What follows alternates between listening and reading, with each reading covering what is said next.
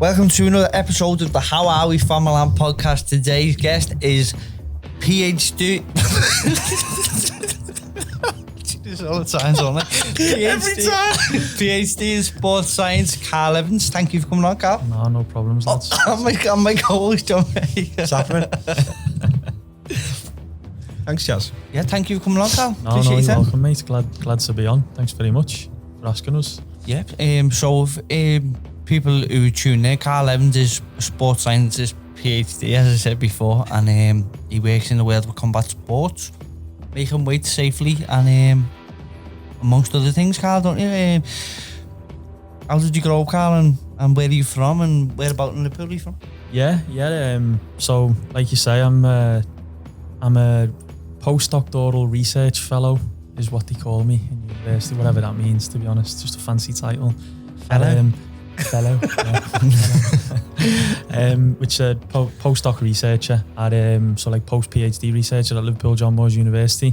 Like you say, I'm involved in, so the work I'm doing now is just mainly around nutrition, but my background's been in combat sports. So yeah, I am from Liverpool myself, so grew up in Walton Village in a nice part. I hope I'm not upsetting anyone there. I grew up I was going to say, I grew up there as well. I'm from County Road. Walton Village sounds nice. Where do you live? Walton Village. Oh, that sounds nice. Sounds nice, yeah. Lovely. Till you're avoiding the hand grenades. So grew up in Walton. Never really, I think like we were talking about when we were training, never really a sporty kid. Me dad's like every dad in Liverpool is an absolute football fanatic. Do you know what I mean? So like lives, breeds, thinks about football all the time. Still plays now, doesn't he? Yeah. So my dad still plays now. He's in the England over 70 squad. Really? Yeah. Plays left back for England. Yeah. No way, that's brilliant. I'd love to watch them. Which is good. Couple of broken hips here and there, but it's all good. But So he never really forced us to play footy. It was choice, it was never rammed down our throat, but I think it just got to a point with me and our kid where we were just like, it's just not for us. Do you know what I mean? Like like every kid, we'd play it in the street, and it was just like all day, every day. And I think for me, it was just like, there's got to be more than this. Do you know what I mean? So give him his due. He like encouraged us to do other stuff. We played cricket and rugby and all sorts. And as I was saying to you, I was absolutely shite at a lot of them, to be honest. So yeah, like a very like middling average kid at everything, average at school, average at sport. I wasn't the worst, but I certainly was nowhere near the best. Like, and I give up on sport. I think when I got to like my early teens, I was like, I just don't want to do it anymore, and started getting a bit reclusive and stuff. And I had to start wearing glasses because I'm absolutely blind as a bat, and then I had to wear braces. So I was like your quintessential nerd, mate. Yeah. Just like all the ones, like literally had targets on my forehead, bully this kid. Just because I just one of them. Did you have braces? I had braces, I had glasses, mate, the worst, honest. It was just like literally. Where was you at? What full it? Yeah, so I started off, I was in primary school, I was in Gladys Street, so I was next door to Everton, obviously in the village and stuff. All right school, like I was saying to we were talking about it last night, when we had a couple of like wronging teachers and stuff, always like putting you down and stuff. I had one teacher, we were talking about this yesterday when we were training, I had one teacher who just used to hate me, used to just absolutely terrorise, like don't know, almost just didn't like me, do you know what I mean? She used to just give me a hard time and stuff. And I remember one time, like she was just getting on my nerves one day, and I remember saying to her, I said, one day I'm going to have letters after my name. Did you? And she turned around to me and said, the only thing you're going to have after your name is numbers, prison numbers or army numbers. Wow. Yeah, so stop about, basically, do you know what I mean? And yeah, so, and that was like, I think what I was saying to Jazz yesterday, my old fella again, giving me dad a lot of credit. He never forced us into anything, but he was always dead encouraging. And he brought, I was just saying to Jazz, when I was dead young, my dad's the same, like love football and that, but quite average, just a good bloke, just average and stuff, but always like encouraging us and always saying, stuff like, don't ever count yourself out. You know, don't say you can't do it. Try it and then see if you can do it. You're very lucky to have that. Yeah, I know. You know, that's what I credit to where I am now. To be fair, my mum and me dad do both brilliant. Really encouraged us. Really imagine you had a parent like the teacher. I know. You know what I mean? It's mad, isn't it? Imagine what's going on in your head to say that to a kid. Yeah, I know. But it was prior to that, so my dad's a water engineer. He was working all over North Wales, all over the place and that, going into factories. I was saying to Jazz last night, and I'll never forget, he come in one day and he was like, come upstairs, come to your bedroom, got to show you something. I was like, right, okay. And he said, I've been looking at this for a couple of weeks. He said, and the fellas have noticed me looking at it and he give it to me. And it was this poster. And I was saying to Jazz, it was a poster basically. You can see it if you go on the internet, of like a heron eating a frog. So the frog's in its mouth and he's trying to swallow it, but the frog's got hold of his neck, stopping him, like swallowing it. Cartoon like, and it's got never ever give up. And he said, I don't care whatever you learn from me or whatever a teacher. He said, if you just stick to that, you'll be all right in life. You'll be sound. You know what I mean? You'll be fine. And then, a couple of weeks later, this happened with this teacher. And I just said to Jazzy, I don't know what it was. Just like, he put it at the bottom. Me and our kids used to be in bunk beds. He was on the bottom, I was on the top. And he put it at the end of my bed. And he used to just like wake up and look at it. And I remember just like staring at it and thinking, yeah, I like that. That's something I want to kind of live by. Do you know what I mean? Right. So when this teacher said that to me, like it upset me. I went home, I was crying and that. But it just lit a rocket up me out. And I was like, you know what? I'm going to fucking show you. Yeah. I'm going to show you what I'm going to do. Do you know what I mean? I went to Gladys Street and then... I often wonder, I wish I was as a bit more as savvy as I am. I think of things to what teachers used to say to me, and I wish it was like this adult brain to have answered them back, because I would have wiped the floor with them. Do you know what I mean? Yeah. I was a bit like you, Carl. When it comes to that, I've had the discouraging teachers. I was the same as you, Carl. Yeah. Defiant in a way. Yeah, I mean, some of them, do you know what? I think it's always a mixed bag. Some of them are great, aren't they? Some of them, we were talking about that. I'll tell you about a teacher I had who was like a life changer for me, to be honest. But I was just like, no, I'm going to show you. So I wanted to go to a good school. I was meant to go to Allsop in the village. And I just wanted to go to a good one. So I applied for Blue Coat again, average, didn't get in. And then I applied for a couple of me on my Alpha side. They'd gone to St. Margaret's, which was a decent school in Egbert. So I applied for that and I didn't get in. So I remember I was going to Allsop. You've got no choice. It's all signed, sealed, delivered. And about 2 weeks before we were starting secondary school, again, just absolute luck. Some kid must have not gone to the school and I got a phone call saying, I was on a waiting list in St. Margaret's. So they were like, you're in, basically. So I ended up going there and again, that was a really decent school. I had a couple of horrible bastard teachers in there as well, to be honest. They were like... But that was character building, getting a bus to Egbert every day. Yeah, so I was saying to Jazz, so what, so my mum and my dad ended up splitting up when I was 8. So again, like, character building. So it was a bit weird because I had a really good upbringing.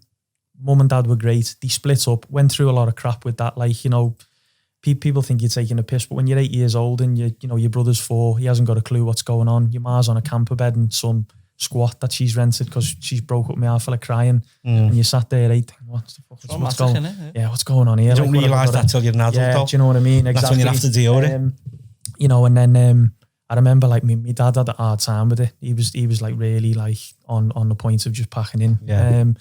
That was, it was, again, for me though, it was always taught your glasses are full. So it was like, this is pretty shite.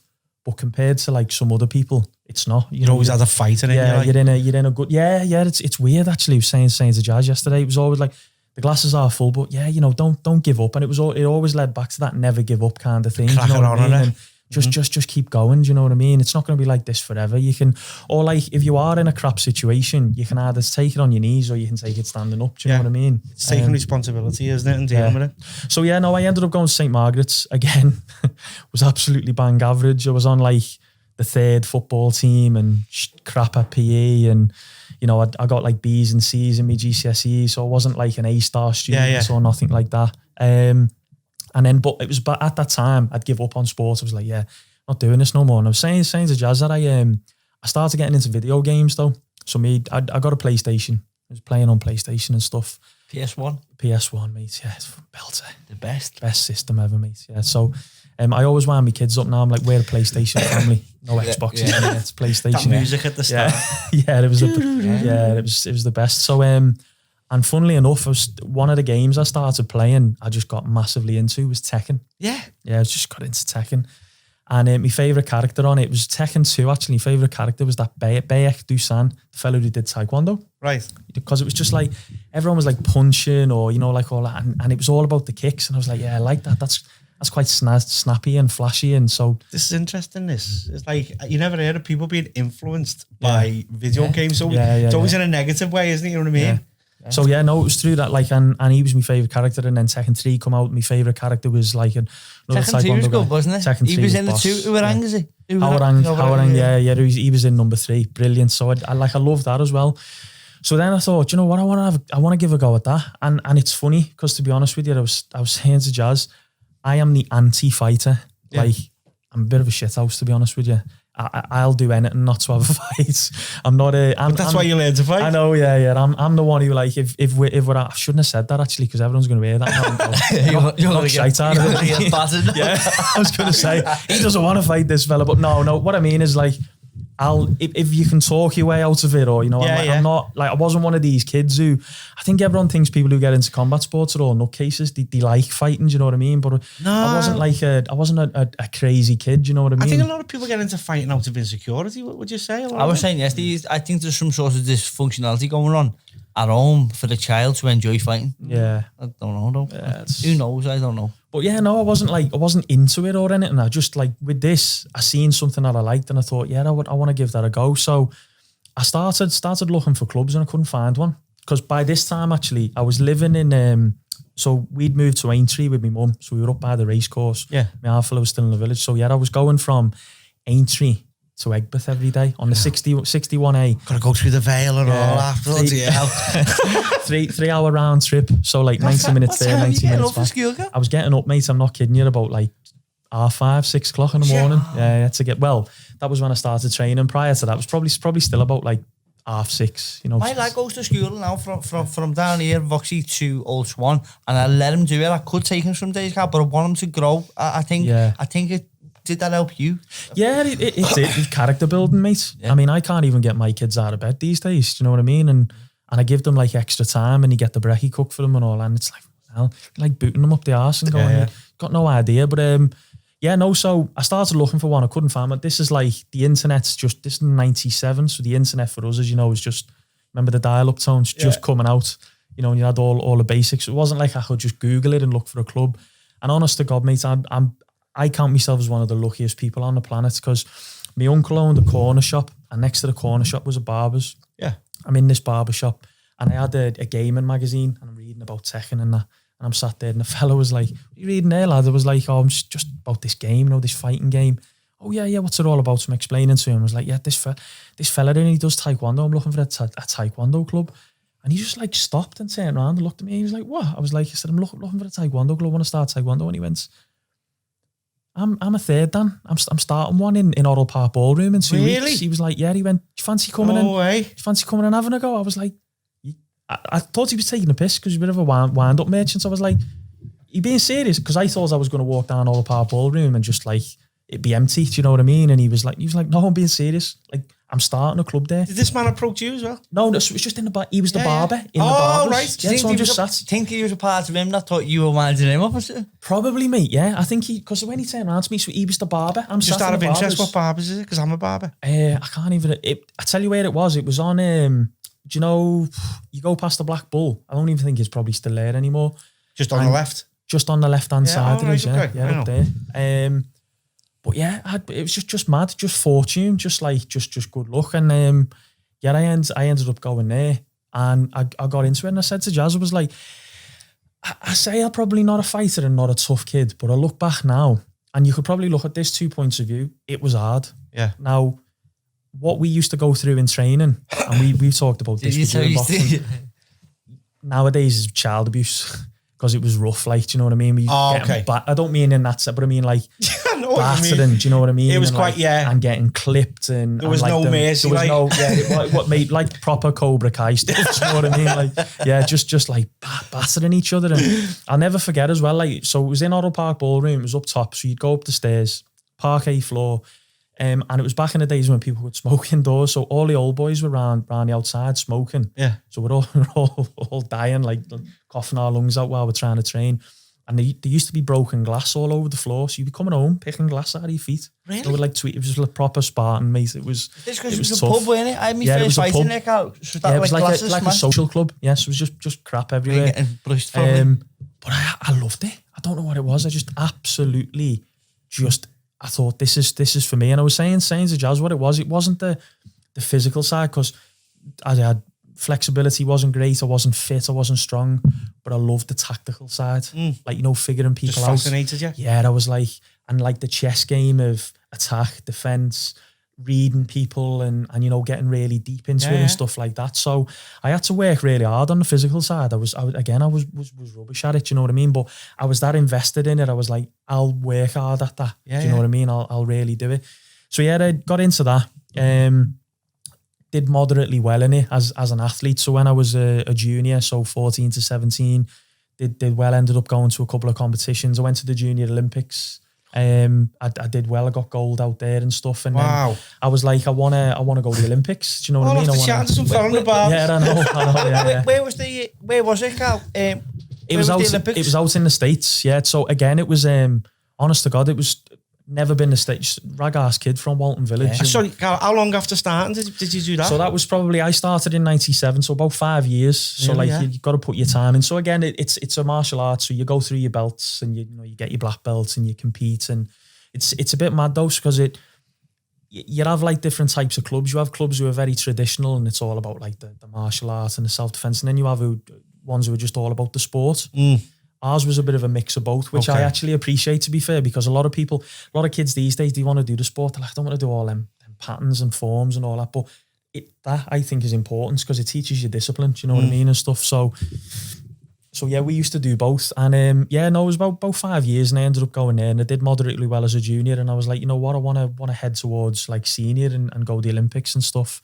And my family's Irish, so like on me ma's side, they're all Irish and stuff, and I was pushing to try and go with like get into GB, similar to the boxing. I moved into Loughborough then, and I got invited down a couple of times, and I trained, and I think they were like, you know, he's not again, and they were right at the time. They were like, he's not ready, do you know what I mean, to like come down here or go into any big comps, and you've got to go away and you've got to prove your worth. But in my mind, and I suppose it was a bit of, this for once was me thinking too much of myself.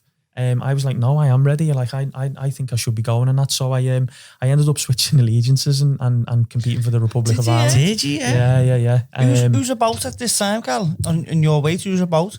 And what weight were you? Yeah, so I started off, and like I say, this is like the catalyst. I started off when I was a junior at like 48 kilos, I think, or something like that.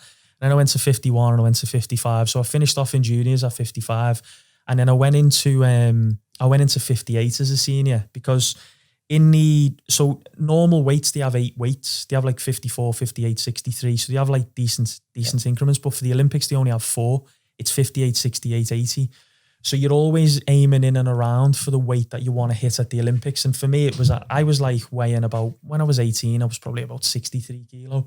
So it was like, well, 58's the choice, do you know what I mean? Yeah. You've got to go into that.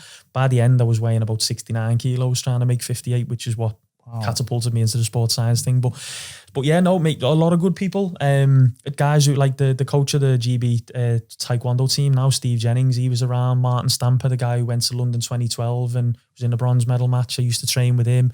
Bianca Walkden, 3-time world champion. She's from Liverpool. Wow. Was in around training. But mate, there's so many good fighters from Liverpool. It's like everything in life, who were all excellent talents, who didn't make it as well. I could rattle off about 25 names who just didn't make it because of just circumstance. But and I think there was a lot of different clubs, similar to the boxing really. You know, you got the different clubs, but just talent in every single one of them. There was no like club I'd say that was, but there was always talent. But yeah, no. So I was like, I really want to push the Olympics, and I went to Ireland on the proviso that I was like, it sounds terrible, but in Ireland I could make the senior team. In GB I wouldn't have done. Yeah. And I was like, well, in my head I was thinking, if I start competing at majors young, might be similar to you, when you decided to turn. My coach from my gym went to Scotland when I was 15. He asked me to go to Scotland with him. He said it'll be easier up here. You can get loads of international experience, and you can skip the man who's in front of you on the. But I stayed in England and said, no, I'll do the hard way. That was probably the right decision. Do you know what I mean? For me, it was like, it wasn't the fact that it was easier to make the team. It was the fact that I wanted to go the Europeans. I wanted to go the Worlds. I wanted to, because I'd only gone, one slot. There's only one person gets the slot. Yeah, there's only one person. So it was like, and I'd sparred guys who'd been the Olympics, and I'd trained with them, and I was like, I'm there. I can compete. Do you know what I mean? But in terms of like long term, what I know now as a sports scientist and like long term developments, it was suicide, because I remember so it was non funded with GB. It had been funded with Ireland. It was none, so it was like self funded and that. Yeah. And I remember the first major international that I went to was the 2004 European Championships in Lillehammer in Norway, and we were staying in these log cabins with no heat. Like, honest to God, it was like the lowest of the low, the worst place we could stay. And we were all in like these multi-bunk beds. And I remember I was fighting the next day, and you know what it's like in your first comp, you've got like nerves and excitement. And I was just lying there, and I could hear like this owl hooting outside. And I just remember lying there going, what the fuck are you doing?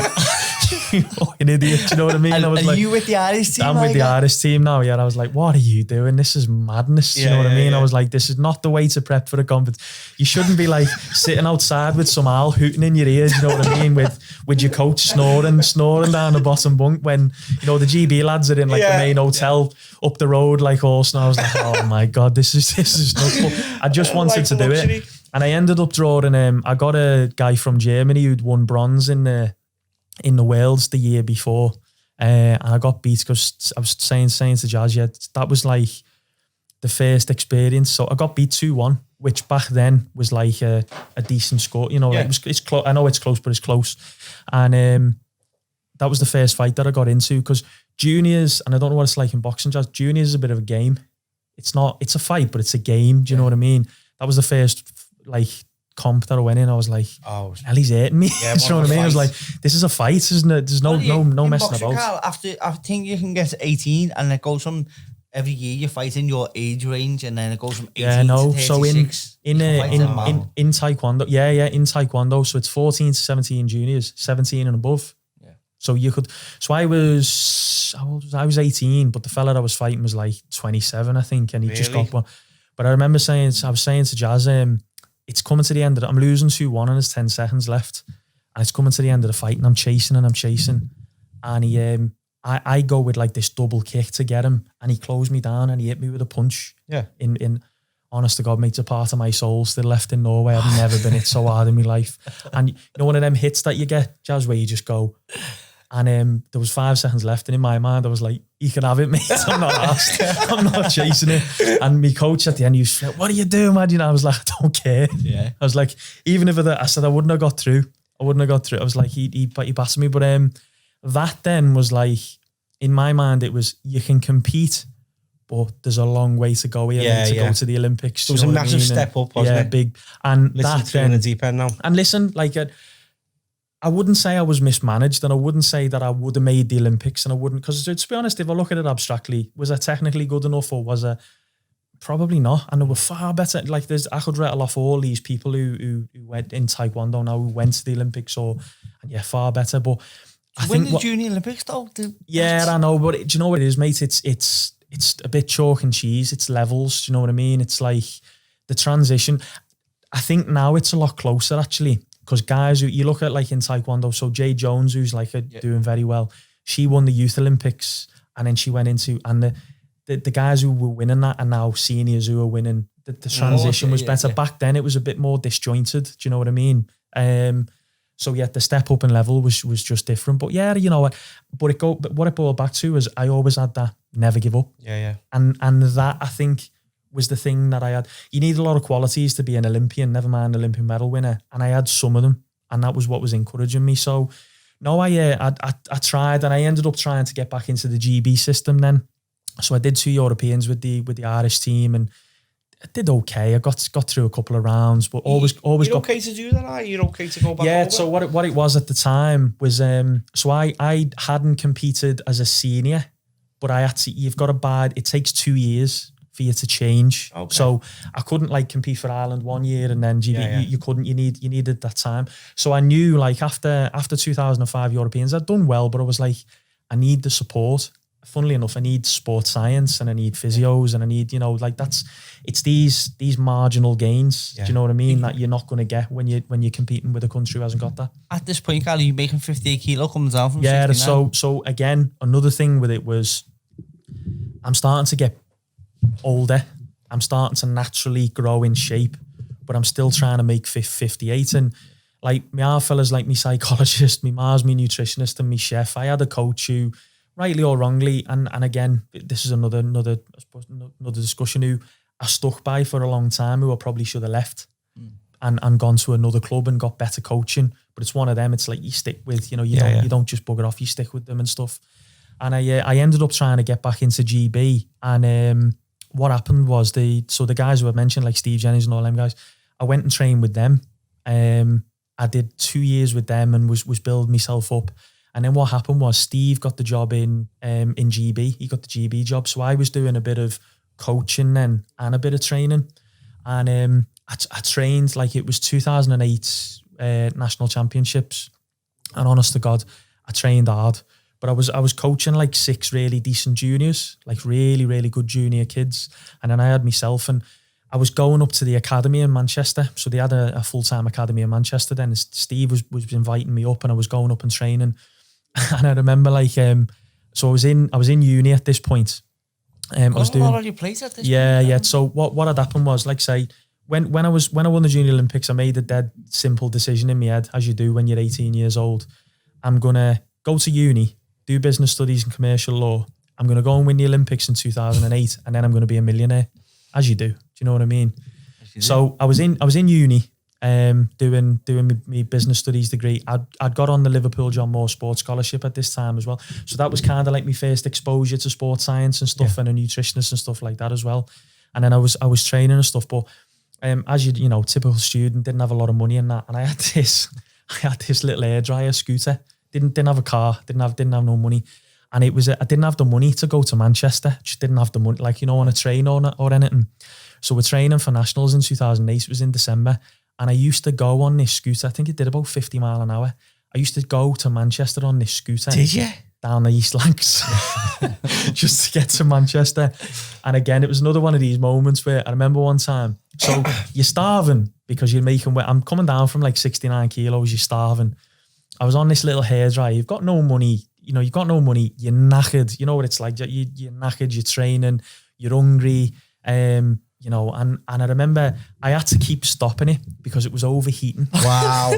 When did you come off?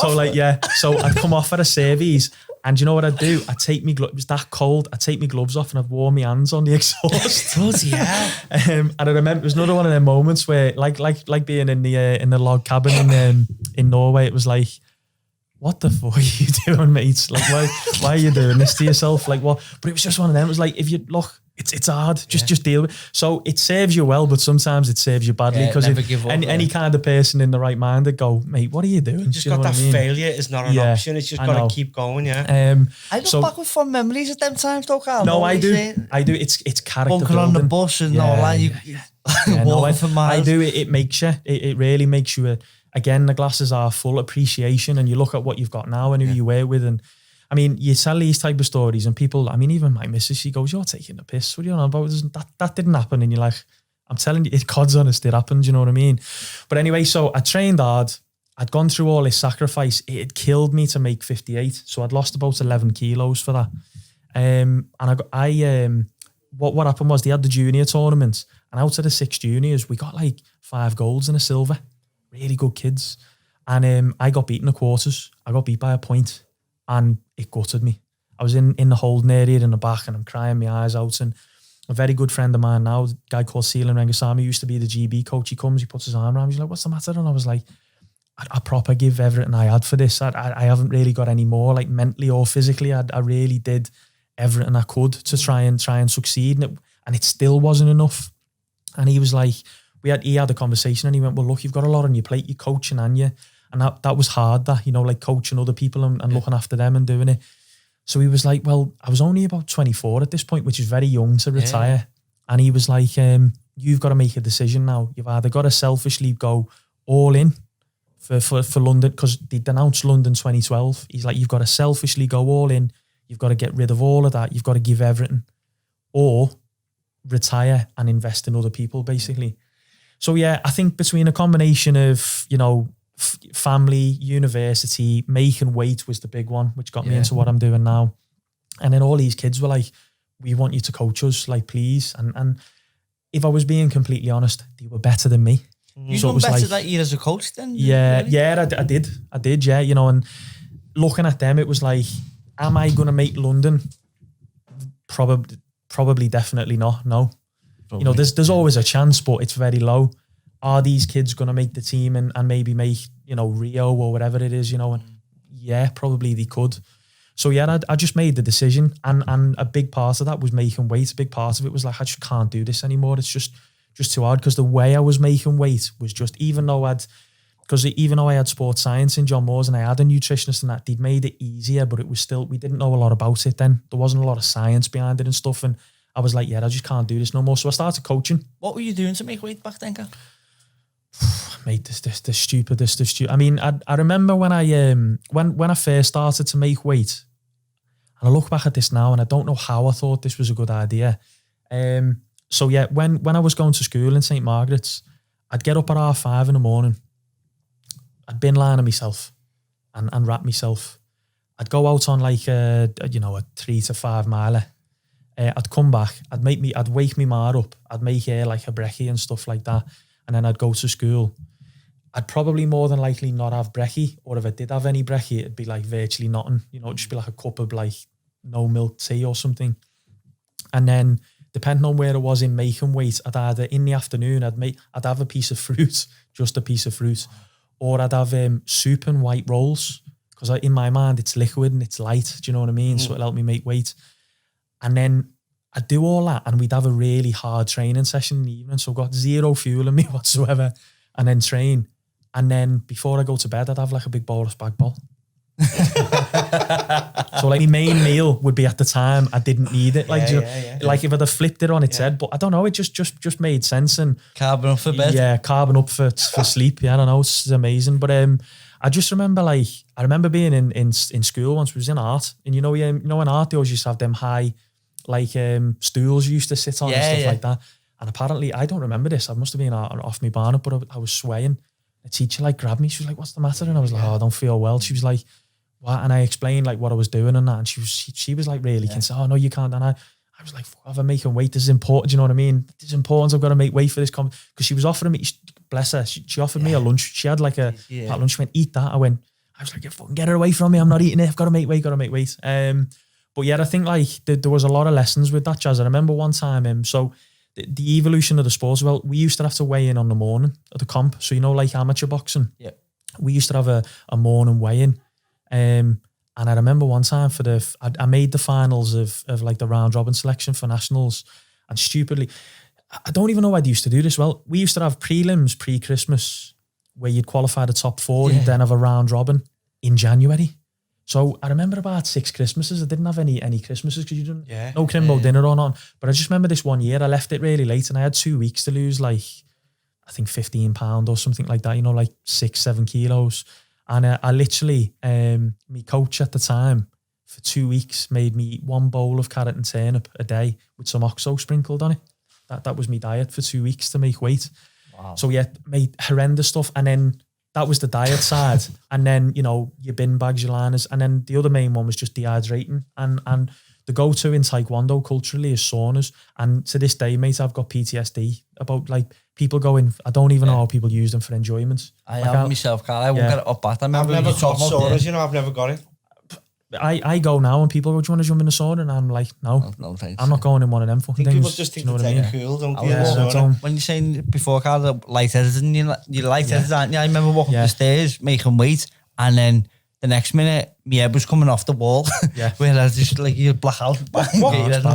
I done a men's physique competition a couple of years ago. I got really, really, really lean. And I had dizzy spells. Yeah. Every day. Like, I might have had 3 a day. When I felt it coming, I used to get on the floor. Yeah. But I never ever did faint. I went to doctors. They said it's the fluid volume in your blood, isn't it? When you stand up too fast. It wasn't even that. It could happen at any time. It might have. I mean, what did the doctor say? Well, she said it was. She said you're getting enough iron. It says something to do with iron, but you're not getting enough vitamin C for it to travel around your body. That's what she said. Yeah, I mean, it could be a whole lot. I mean, it's either, like Jazz says, something called hypervolemia, where you get low blood pressure. Or I had low blood pressure as well. Yeah, so it would have been hypervolemia, because if you move around too quick, you just feel like you're gonna go. But yeah, no, like dehydrating for me, it was always saunas, and to this day, it's just like, yeah, I remember one time, I come out to the, because we used to do, like, you know, you'd go in, you'd come out, you'd go in, you'd come out. I genuinely thought I was having a heart attack. Yeah, I was lying, and I could see it was beating out of my chest. Wow. And that shit me. I was like, I'm gonna die. Do you know what I mean? I was like, literally, like, thinking I'm gonna die. So terrible ways, mate. Terrible. But when you know no better, the best way. Do you know what I mean? Is This is what got me into what I do now. To find out. So it was a combination of, you knew it was wrong. I knew it was wrong, and I knew it was bad, but culturally, you just follow. It's a vicious cycle. Yeah. You can't get off you this vicious You stand on the shoulders of those who've gone How before could you know and better? You know what I mean? Exactly, yeah. So it was a combination of, I'd gone through all that. I've now then started coaching, and I was like, they're not going through that. So I decided to, I'd started a club then.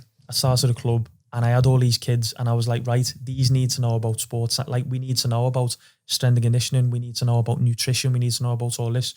But we didn't really have the money to pay anybody or employ anybody. So at the time I was coaching, all my coaching was evening. I had 3 days. You know, I was making a good living off coaching. It was a really good living with. And I was like, you know what, I'm going to go back to uni.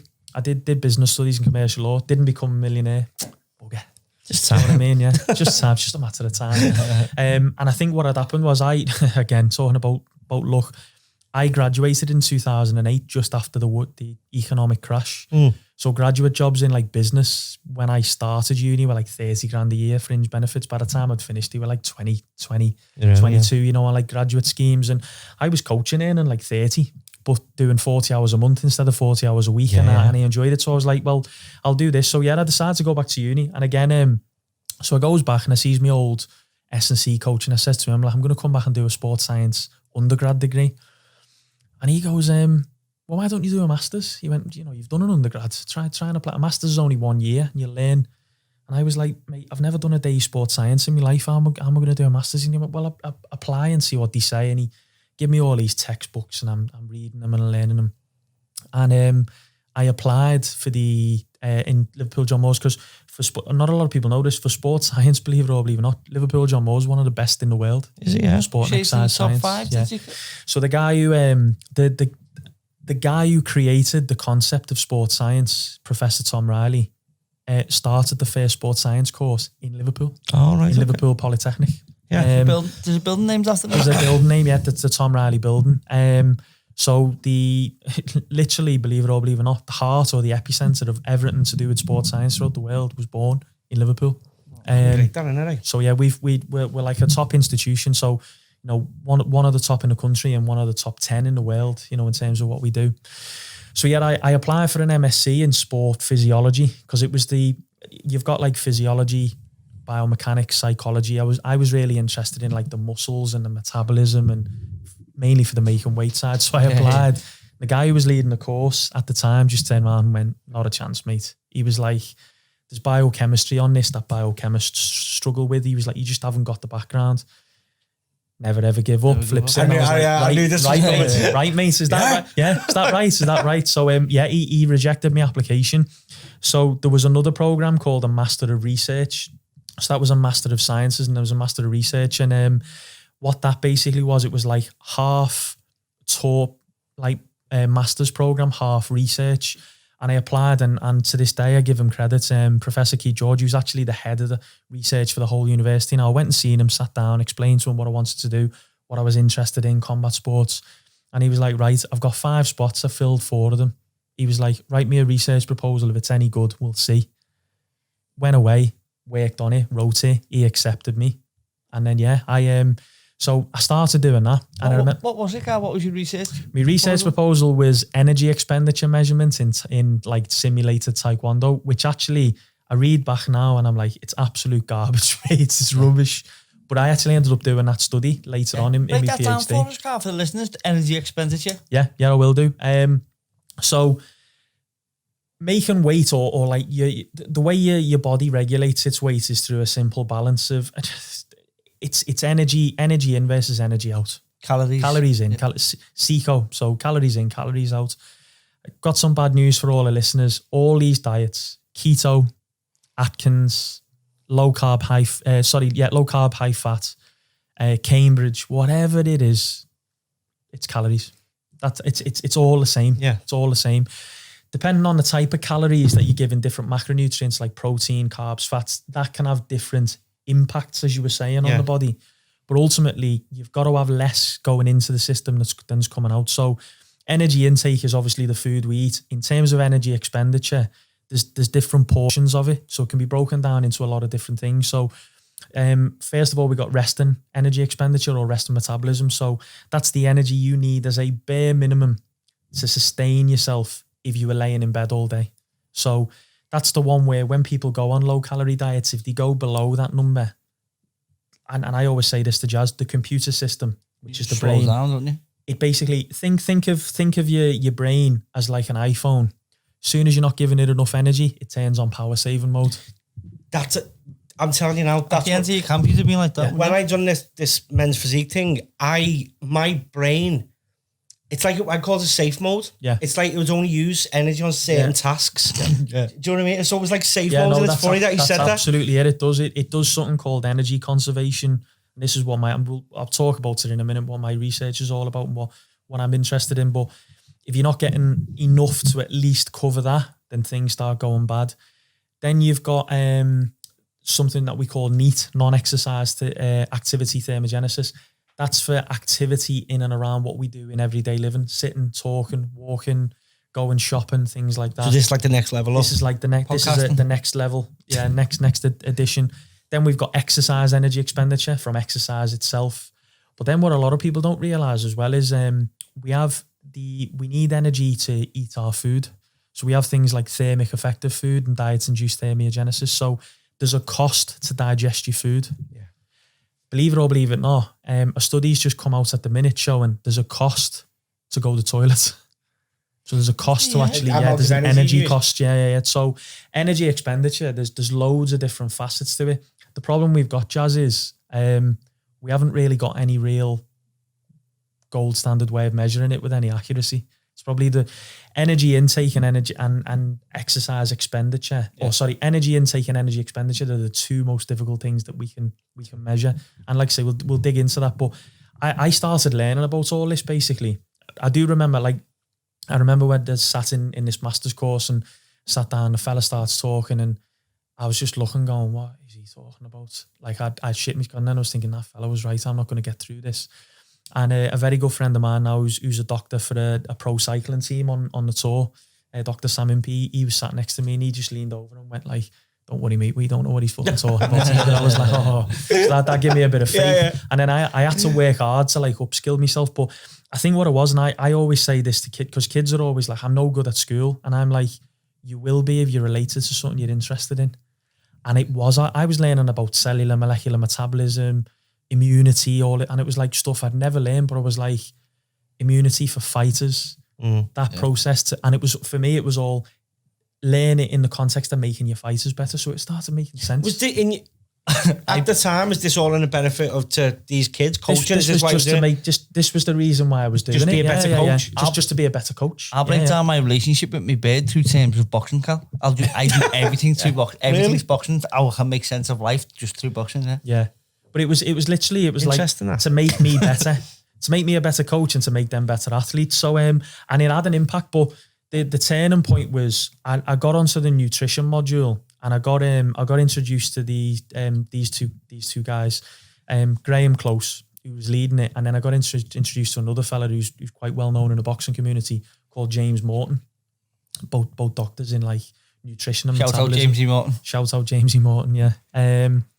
So they were teaching me about nutrition, and I was always quite interested in strength and conditioning. And I ended up like, that was where I was really gravitating towards, like making people faster and stronger and stuff like that. But then the nutrition side, I think it came to a bit of an affinity when they started talking about making weight. And then I got speaking to James, and at the time James was working with Derry Matthews, he was working with like little Paul Eddy and people like that, and he was working with Pricey and all them, and I was like, yeah, I want to do what he does. That's brilliant. And how he was helping them make weight, you know. So like he did a really brilliant case study on Derry where they got 12 kilos off Derry, and Derry was in great shape for it. You know what I mean? I was like, I need to learn how to do that. So that's kind of how I got into it, and I ended up doing my major project with them in and around making weight, and I ended up and I think what it was. So I was average in school in junior, I was average in or like primary, junior, you know, university, and I did moderately well at that. And at the end of it, James was like, do you want to do a PhD? And if you'd have said to me, you know, like, you'll have a doctorate in you know, sport nutrition and exercise metabolism in, like, so I'd have been like, what are they? Yeah. Do you know what I mean? For the listeners listening along, Carl, what is this? What is your so basically, like, when you go through education, you're in junior school and you do your SATs, and then you go to you're in primary school, you do your SATs, you go to junior school and you do your GCSEs, and then you go to college or sixth form and you do your A-levels or BTECs.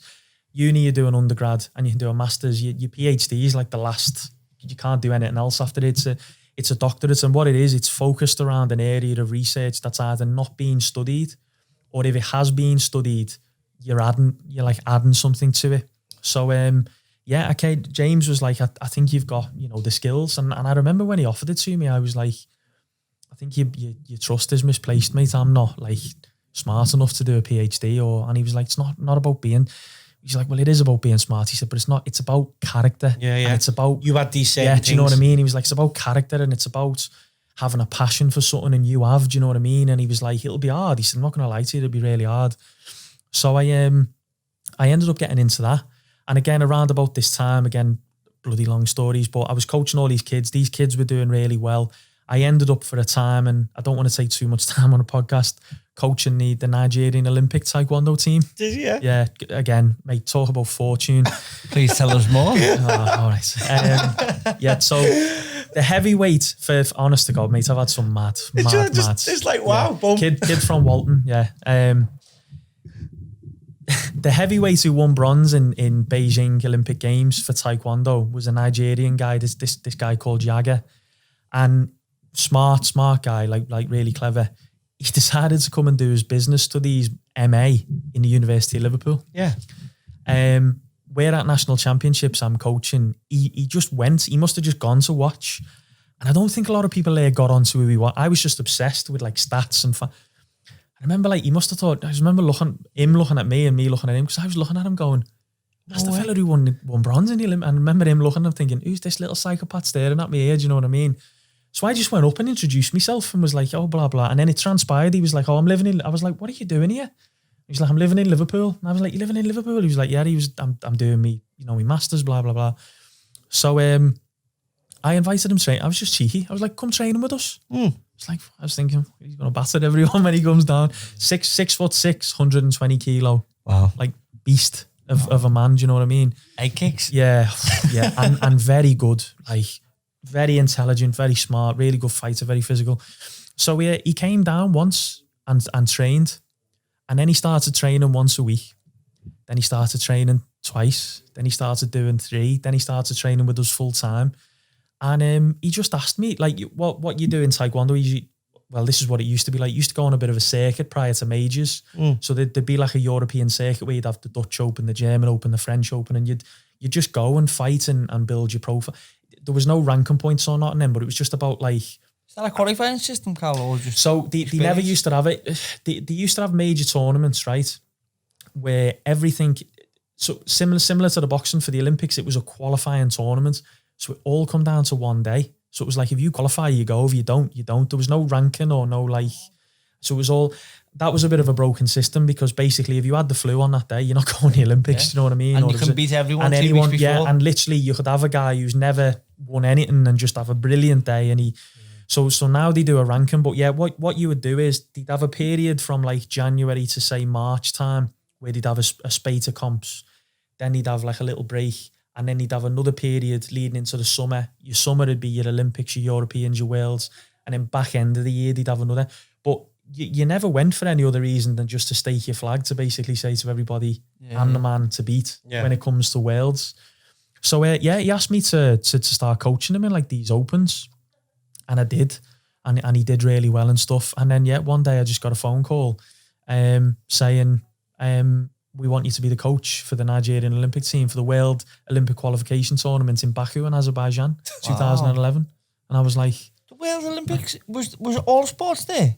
No, so it was world qualifying, world qualifying tournament basically. So did you have to go over there, Carl? I went there, I coached him. How long were you there? I was there for a week for the tournament and stuff. So went and coached him there. He didn't qualify there because he actually ended up he injured his MCL.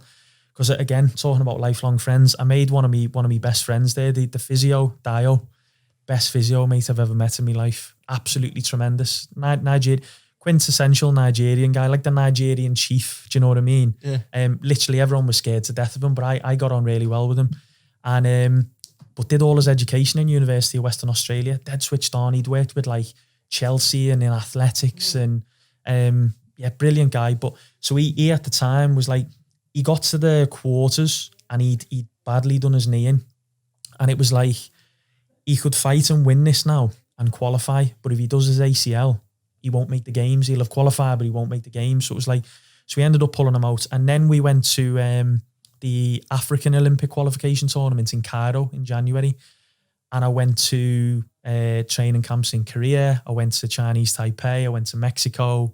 I've seen the pyramids in Egypt. You know, this little kid from Walton Village, these boss, these are great, these. You know what I mean? Down the world, just took me everywhere. And we qualified 2 people for the Olympics. We qualified him and another guy.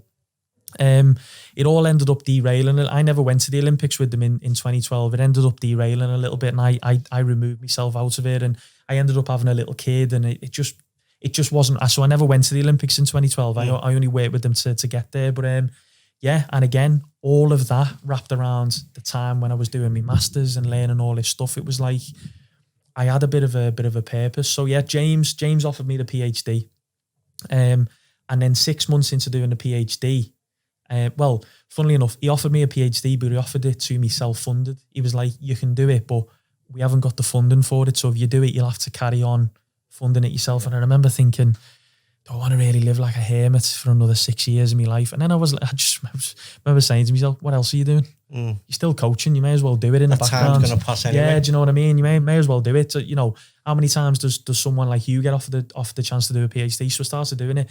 And then the head of strength and conditioning in the university job came up. And again, I applied for that because I'd done my main job up until that point was S&C. And I applied for that and I ended up getting it. So then I was working full-time whilst doing the PhD. So I was doing a full-time job, part-time PhD. And and then I went from that role into like head of performance into this, into that. And I've just ended up like, mate, being in the right place, right time and a bit of luck and not giving up and pushing and meeting the right people, like say meeting the likes of James and like randomly meeting that guy at that comp. But I think it just goes to show like, it all boils back down to that poster. Yeah, really. It all boils back down to that poster. It's all desire to just carry on. Give it a go. Do you know what I mean? You never know. It's like, and because of that, I've never counted anybody out ever. That's brilliant. Yeah, you're not right to, are you? No, I remember. There was I'll tell you the story. And that's what your dad done as well to you. Exactly. I'll never count anyone out. And you can always learn something from someone. Never look down on someone. And I've been through phases in my life where I've done that and I thought I was the big bollocks. But I've kind of, they call it the Dunning-Kruger effect. So experience versus knowledge. So low experience, but you think you've got high knowledge. And then the more experience you get, you become less, or not knowledge, what's the word? Confidence. So knowledge versus confidence. So the less knowledge you have, the more confidence you are, i.e. classic Instagram, warriors who know how to cure COVID and all this, you know what I mean? It's like very, very low level of knowledge but high confidence, whereas the guys who've got a high level of knowledge are the ones with the least confidence. Have you noticed none of the doctors have got a clue? Yeah, all I know, these Instagram people know. I know. But I remember. So when I was head of performance in the university, we run an internship program for like the students for S&C and nutrition to give them like work experiences and that. And there was this lad, and again, average, middling, not good enough to be on. And he applied first time, and just through, we've got a quota and allocation, didn't put him on. And he applies again, didn't put him on. And he applied. Come to the third time of applying, I remember sitting down with him in the interview, and I was like, you're not going to give up, are you? I was like, you're going to, and he's like, no, I'm going to keep applying. This is what I want to do. And I was like, and I remember we were having like the performance meeting afterwards. I was like, we're putting him on, and everyone, you can't. He's not as good as these. And I said, I don't care. I said, he's showing enough. And he ended up going through, passing his masters, getting all of his qualifications, and he lives in Jersey now. He's assistant head of performance for Jersey like Commonwealth team. No way. Yeah, so it's like, don't count anybody out. You know what I mean? Just because you think. Yeah, so it's now I through the again life story, through the association with James, I did the PhD, and my PhD was all focused around weight making in combat sports. So it was basically answering the questions of how do we get these guys to make weight before got to do it safely and healthily. Yeah, it's about healthy calorie. Yeah. We've got to do it, so we might as well do a healthy. That's calories. Yeah, 40. Yeah. So there's a little niche there, isn't it? That's what I do. And then within the university, so I work as a research fellow now, and I work across a lot of stuff. So I'm doing projects at the minute in like sleep, and I'm doing stuff in the female athlete and this and that. But my area of expertise, my research is in around. It was weight making in combat sports, but now I'd probably say it's more weight management in general. It's like, you know what it's like, landing a plane safely. Yeah. Do you know what I mean? Because you were saying about science to it. It's like you were saying about Bellew. He lost all that weight and blah blah blah. Classic example. He just wasn't going to be strong enough to do it, was he? Yeah, no. So so I think, and where I get, so now I'm again blessed. I'm working with the likes. I work with Jazz. I work with Molly McCann, who's in the UFC. I've worked with, again, right place, right time. I've started so I work for the university as a research fellow, but I also work with a friend of mine called Paul Reed. Shout out Paul Reed. Yeah, big shout out Paul Reed, the real brains behind the operation.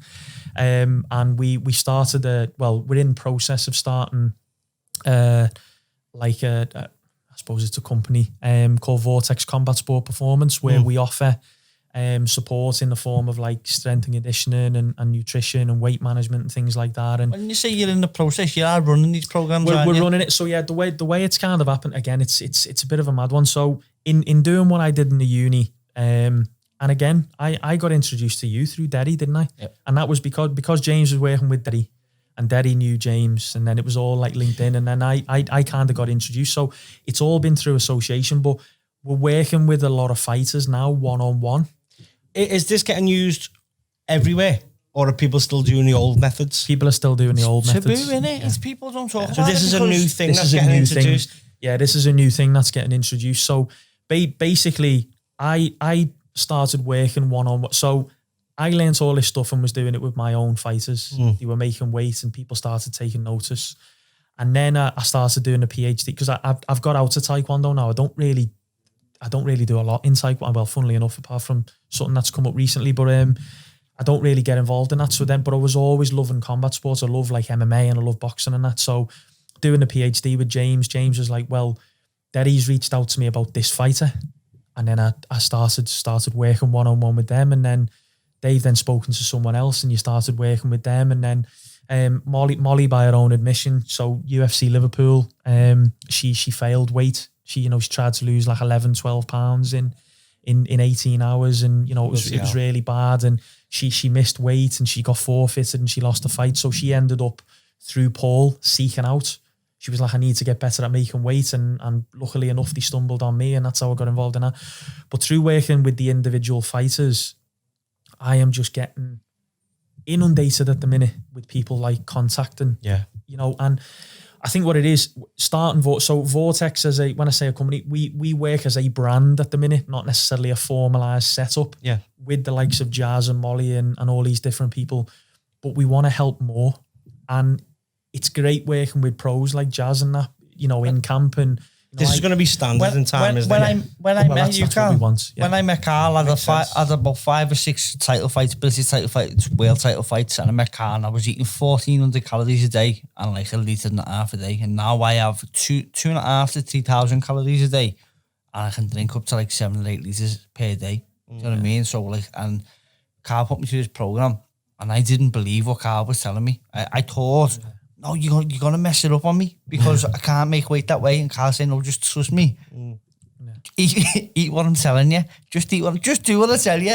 All right, okay, I will. Just trust the process. That was it. I mean, talk about luck. It was through people like him and Molly just going, do you know what? Go on, I'll trust you then. I'll give you a go. And then, people have seen that. So we're working with a lot of like pro fighters one-on-one, and that's great. But the difference being is like, I speak to Jazz every day. We work with each other every day. We also do his S&C. We do Molly's S&C. But that relationship you can't have with like amateurs who are just coming up. Yeah. And they're the ones who probably need the help the most actually, because they've got no, like me, So what we want to start doing is offering like a suite of things that we can do in terms of education sessions, webinars, to give them the tools, online programs. Do you know what I mean? So we want to do it at every layer, from the amateur fighter just getting started right up to the pro. Because it's not just like, for me, like people are always having a go at me because I mean, even this fella, I'm terrible on social media. People are like,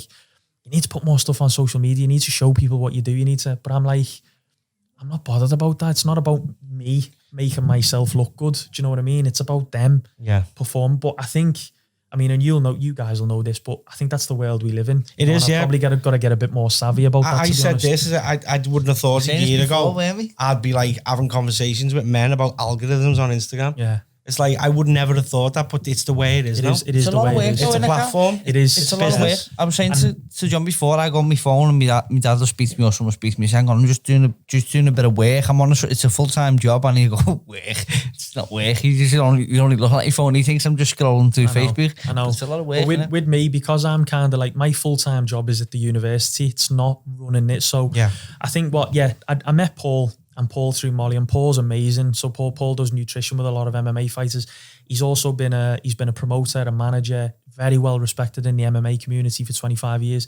He's on the board of the English MMA Association as well, with the likes of Dan Hardy and all them guys. So we want to set this up, and we're bringing people into it now who will.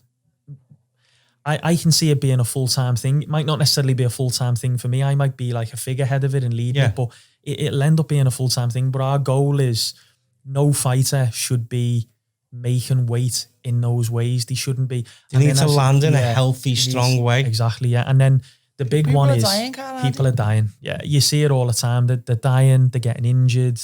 You know, I mean, there was that thing on Twitter. Yeah, that was bad. Who was it? Dean Garnett? Wasn't he on a documentary? Yeah. We were on a documentary with him. Was you? Yeah. Ben Crichton. Was that who it was? Yeah, it was Ben Crichton who was with our research team, and then I was on it in the background taking the bloods. But I know Dean very well. Yeah, I know Dean, and he very gracefully agreed to do that, to highlight. And he brought light to it, didn't he? People are brilliant, you know. And we've done another real brilliant individual is Paddy Pimler, Paddy the Baddy. We've done a case study on him where we measured like all sorts of stuff. We measured his bloods, and we measured his metabolism and his body composition.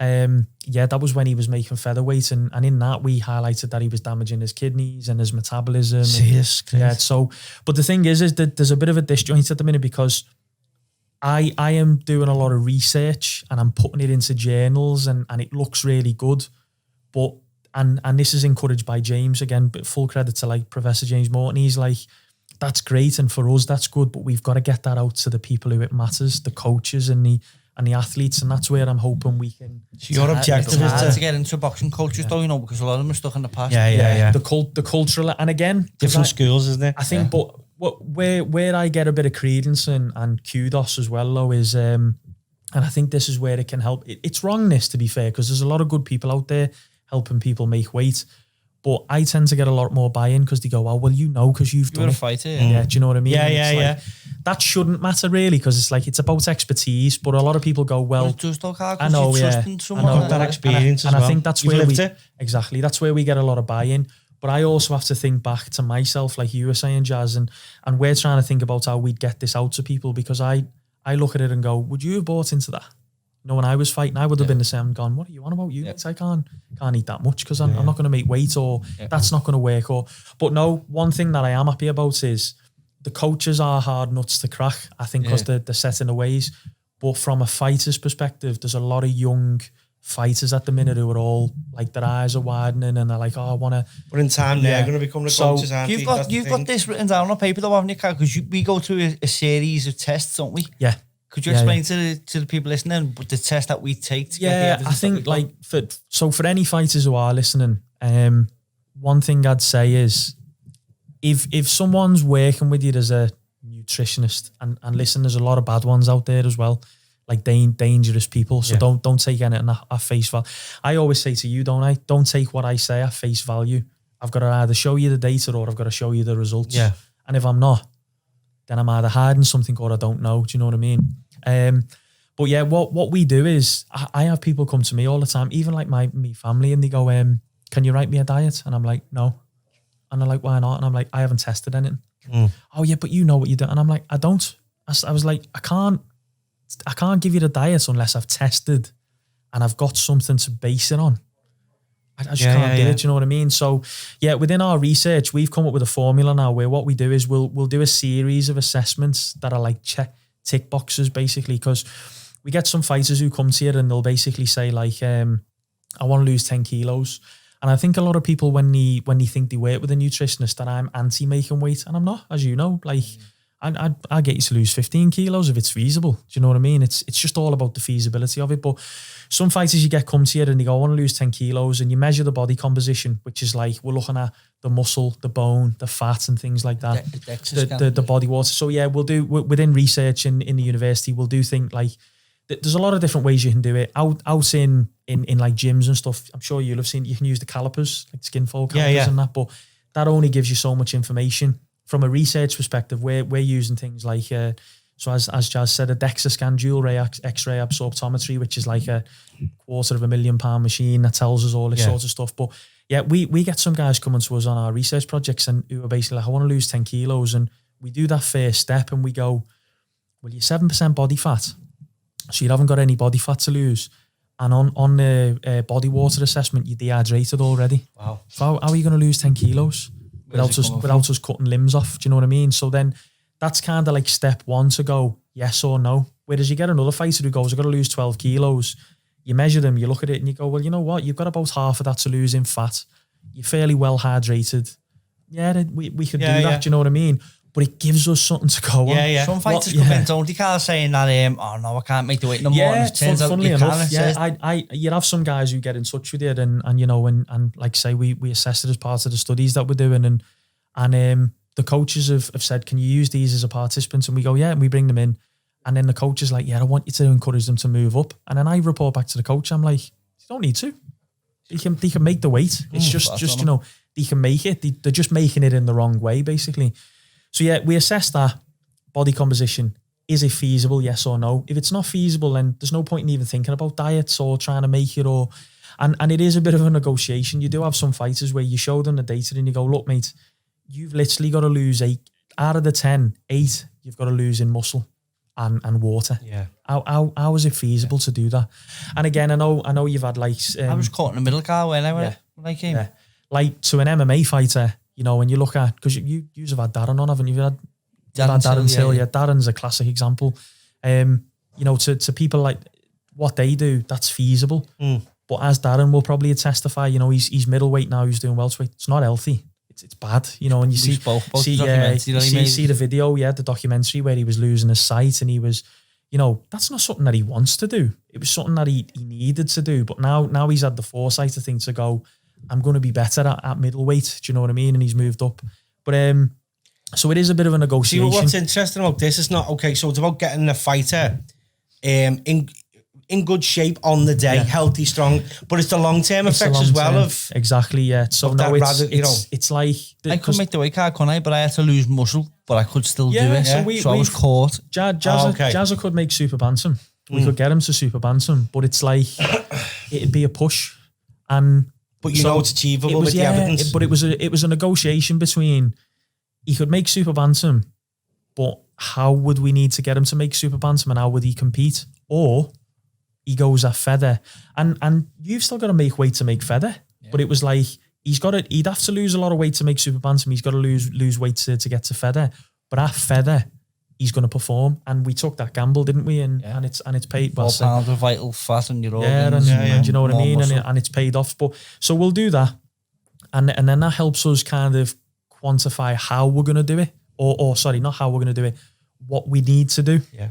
Then we'll do a range of, we know what needs to go. Then we'll do a range of assessments where we'll go, right, as we mentioned before, we can't go below rest and metabolic rate, and we'll measure that. So we measure that in a laboratory setting. What you'll do is you'll do something called an RMR assessment, where you lie them down on the bed and you stick them under this hood, and we're measuring like the ratio of O2 to CO2, and that gives us combustion. So this is the very basic level. This is like your rest and metabolism yet, but the way we calculate it and measure it is very advanced. So you can do it at that level, or as you see, you can predict it. So you can go on Google and predict your basal metabolic rate. There's different equations where you can either put your height, your weight and stuff like that in. But again, for me, if you're ever working with anybody as a fighter and they're not figuring that out as a minimum, the alarm bells should be ringing a bit. You know, if they're going like, your diet should be 1,200 calories. You're a man, and if you turn around... A lot of people aren't even working on calories. A lot of people aren't even working on calories. But even if they turn around and went, right, you've got to be on 1,200. If you turn around as a fighter and went, what are you basing that on? If they can't tell you that, that's the red flag. They're likely to flip on you, so you don't ask any more questions. Yeah. Do you work on macros or calories? Yeah, no, we work on both. We work on both. So in doing that assessment, that tells you, one, the minimum amount of calories that you need to be on. And we know from the scientific literature, to protect lean muscle, you need a minimum of 2 grams per kilo body mass of protein intake per day. So for a 70 kilo individual, we know you need at least 140 grams. Then we'll figure out fat. A lot of people tend to go 0 or like very low fat. You need fat. It's like people don't get the majority of your brain is made out of fat tissue, you know, and stuff like that. You need fat in your diet. It helps with non-water soluble vitamin transport, like you were saying before. It helps with the whole, even your central nervous system is like insulated with fat. Do you know what I mean? So you've got to have fat in it. It controls inflammation. So like your omega-3 fatty acids, your DHA. People associate fat with fat. They associate it with a bad thing, but you do need it in your diet. And again, what we'll do is we'll go at, up towards 1 gram per kilo, so 70 grams of fat. And then the rest then will equate in carbohydrate. Again, a minimum of 3 grams. So it's the 3-2-1 rule, I call it. 3 grams per kilo of carbs, 2 grams per kilo of protein, 1 gram per kilo of fat. So you have them whole amounts. And then we know that 1 gram of protein and 1 gram of carbs equates to 4 calories. We know that 1 gram of fats equates to 9 calories. Times those whole numbers by that amount.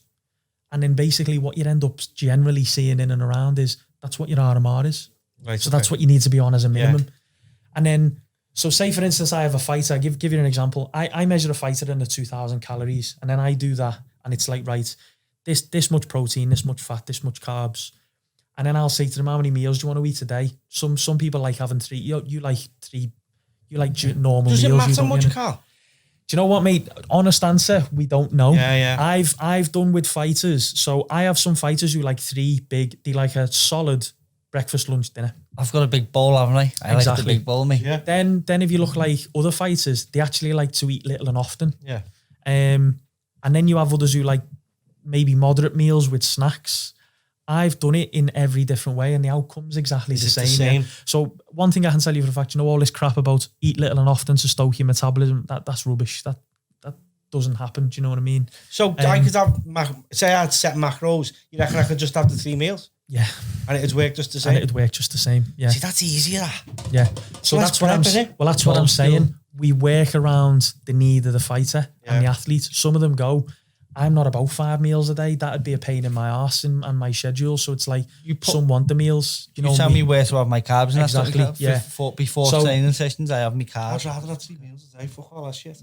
Yeah, well, some people do. Some people like. I'd rather have 8. There's a lot of fighters ones who turn around and go, "I want 3 meals, and I'm used to having breakfast, lunch, dinner. I don't want so." So yeah, I did a case study recently that went into a really high end journal, and we did a load of assessments on it. And a fighter in that was eating 3 meals a day. Really? Yeah, breakfast. And he lost 10 kilos, like 15% of his body mass. Where does that come from then? The idea of having 5 to 6 more meals a day? So what it is, going back to what we were saying before, the idea behind this, thermic effect of food, the cost of metabolizing your food creates energy expenditure. Basically, people generally tend to think that if I eat little and often, then I'm constantly stoking the fire. Do you know what I mean?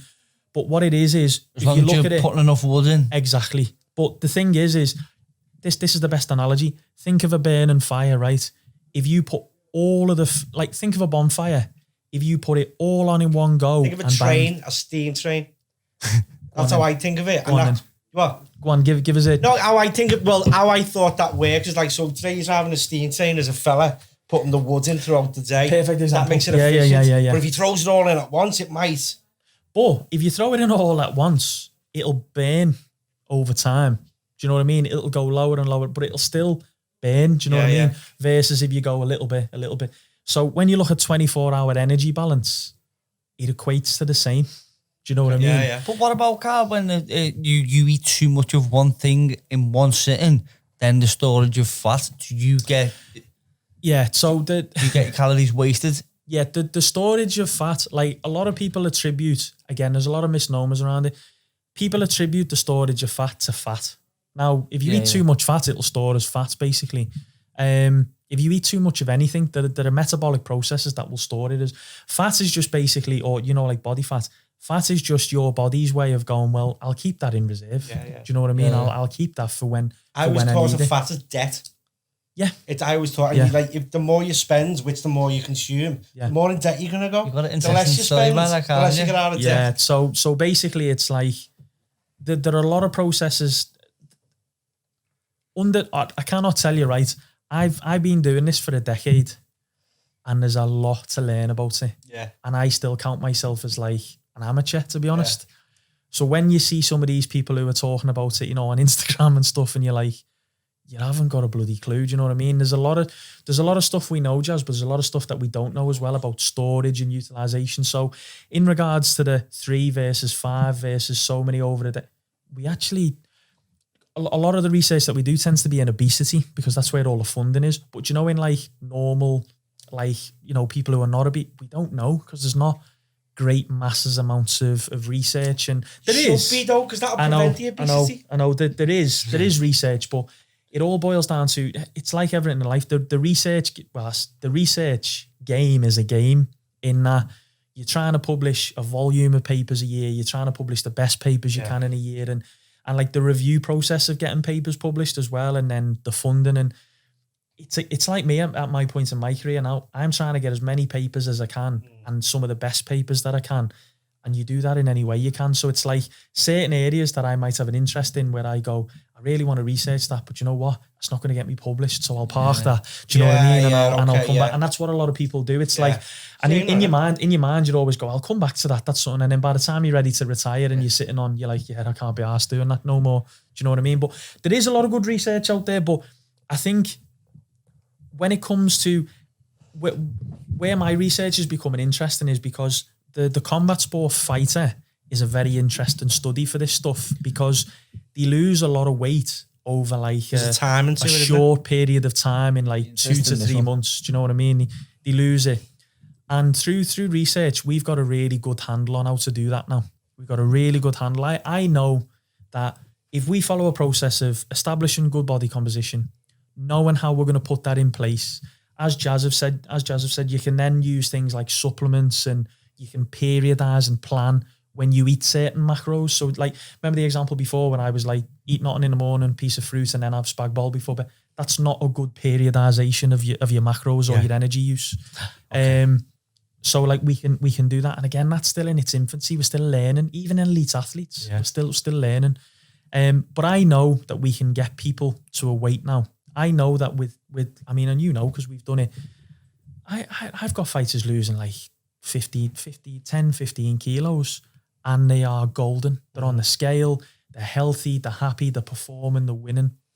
The bit that I'm getting interested in is the bit afterwards now, though. Rebound hyperphagia, we've spoke about it. This is the bit that I'm getting interested in, because whether you do it rightly or whether you do it wrongly, and you've mentioned the word debt. So in my latest study, we did a case study where we looked at this guy. It's this concept of something in research at the minute called low energy availability. So when you're in low energy availability, it leads to a whole range of things like low blood pressure and you know, effects on metabolism, effects on your hormones like testosterone, and in women, they lose the periods, you know, so they become amenorrheic and brittle bone disease, and so having low energy availability, which puts you below that RMR threshold, leads to all these things. So I basically did a case study where I was, because me and James were talking, and it was like, well, the problem we've got for fighters to make weight in a period of time, they have to be in low energy availability. But does it have an effect? Do you know what I mean? And then we were working with all these fighters, and it was like, well, they're in low energy availability for like 8 weeks. Can you explain to the people, Carl, what low energy availability is? Yeah, so low energy availability is where, so an energy balance, right, is, so perfect energy balance is 0. If you were in an energy balance, or if you were in an energy excess, then the number would be positive. So and if you were in an energy deficit, it'd be negative. Energy availability is a number that's related to how much energy you have left for that RMR processor. So where energy balance is 0, energy availability balance is 45 kilocalories. And we divide it by fat-free mass. So it's basically the amount of calories you have for your fat-free mass. Low energy availability is below a number of 30. So if you go below 30 kilocalories per kilogram of fat-free mass, there's evidence to show that it leads to these whole host of issues. So in women since the early 80s, it's been coined as the female athlete triad. So low energy availability leads to effects on menstrual cycle and bone health. So if you're in low energy availability, you get more bone fractures. Your body shuts down the unimportant functions. Exactly like you said before, it starts going into sleep mode, starts going into low power mode. But then in 2014, the IOC brought out this concept, and it's had a lot of traction. People might have heard of it. It's on the BBC all the time, called REDS or RED-S, Relative Energy Deficiency in Sports. So in males, you start getting lower testosterone. In females, you start getting lower luteinizing hormone. It starts compromising your immune function. It starts compromising your cardiovascular function. And, you know, you just haven't got enough energy, because basically the system is going, right, shut that down or slow that down or do this to preserve the energy. Because this stays on even for a couple of minutes after you're dead. Do you know what I mean? Yeah. It's hardwired to keep this running as long as it possibly can. So it starts shutting everything down. But the problem is with fighters, we inherently put them in low energy availability for like 8 weeks, 12 weeks at a time. We have to, for them to make weight. Okay. And I said to James, I went, but the thing is we're not seeing that though. We're not seeing like in using the macros that we're using and in periodizing the nutrition and planning it around training, we're not seeing this and that. So they're not going into it? They're not going into it. So I was like, something's going on here. So we did this case study on this guy, and we, honest to God, brilliant, a taekwondo fighter. I'm not losing my energy towards the end of the camp. That's what I mean. Yeah, it's efficient as fuck. It's efficient. So we did this case study on this taekwondo fighter who was one of our scholars, brilliant lad, local Liverpool lad, and we measured everything in him. Like we measured his bloods, we measured his heart, we measured his metabolism, we measured his body composition, we measured his training, what was his power like, what was his speed like, what was his strength like. And throughout the entire camp on the system, it's not a system, I suppose, but the formula that we use across the 8 weeks, metabolism, fine, blood's lowered, but fine. And we only found that in the 7 weeks leading in, when he was in low energy availability, at a certain threshold, he was okay. Yeah. It wasn't until fight week, as you know, in fight week, when we started going really low. Dipping into it a bit. In a matter of 3 days, everything just went woomph. So it was really, really fast. So from that, it was like, right, if you have somebody operating at a level you know, it's a bit of a tightrope. If you're teetering on a tightrope and you're level there, you'll be all right. Do you know what I mean? But any misstep one way or the other, you're it's like a slope. That's just going to take longer. It's like a slope, isn't it? Yeah, exactly. Like that. That's why compared to landing a plane, it's smooth, isn't it? Exactly. You've experienced this, haven't you? And then after. But the problem we've got is, so I am very confident now of getting fighters to make weight and getting to the scale healthily and happy. And not a lot of fighters are aware of this. Almost. So not a lot of them will be more of them are getting aware of it, but not a lot of them are getting exposed to it. As Jazz said, probably because your main mentor, your nutritionist and everything is your coach. And your coach will do what they did. It was all like years ago. Yeah, you know what I mean? But you won't be showing. And then I'll be honest as well, the other thing that kind of ticks me off a little bit is none of the like national governing bodies or promotions are necessarily jumping all over this to push it either. Might be a regulation years to come, might it? Might be a standard thing for health. You know, that's what we're hoping. That's what we're hoping it'll lead to. But so I'm very confident that we can get somebody to make weight. But in measuring this lad, so we measured this lad, by the end of camp, even though he'd made weight and his strength had gone up and his power had gone up, he won the comp as well. He qualified for the European University Games. So it was like an absolutely dream end to the case study. Randomly, I said to James, I was like, we'll measure him for a week after. Go on. Just randomly to see what happens. I said, we'll carry on measuring him. Because we were like, well, it's finished. He's made. And I was like, no, come on, we'll measure him and see. Because it'd be interesting just to see. I said, I'll only do it for, because it's the bit that every fighter hates to hear. It's like, you know, you finish fighting with your others, man. And he was like, he went, I'll let you measure me for a week. And I was like, sound, okay. So we carried on measuring everything. By the end of the camp, even though we'd done it all right, his macros were bang on and it was periodized and all this, he was negative 105,000 calories in deficit.